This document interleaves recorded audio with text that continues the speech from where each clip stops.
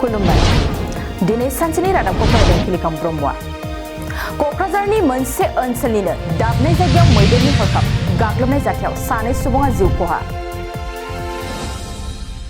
बरपेटा र'डआव गिख्रंथाव लामानि जाब्रबथायजों जायगायावनो आब्दुल लतीफ मुंनि खौरां बिलाइ दैबायग्राया जिउ खहा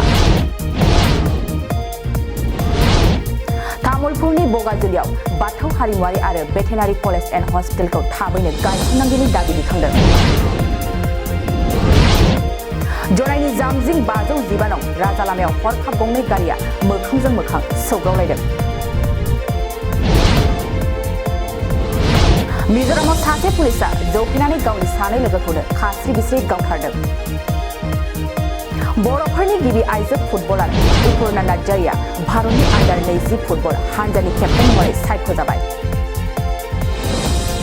बाक्सायाव आबादारिफोरखौ लानानै फोरोंथाय होनाय आरो सुबुं सम्पद सोरजिनाय मावबादाया सोलिगासिनो सोलिफु मेट्रिक आनजादनि गेजेरावनो काछार जिल्लायाव सानखान्थि आयदानि सोंलु बिलाइया भाइरेल जादों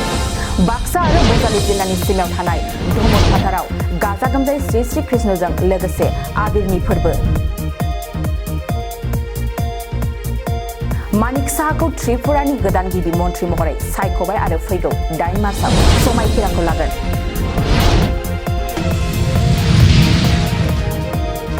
दिनै सानसेनि रादाब फरायथिनायाबो एसेनोसै गोजोन्थों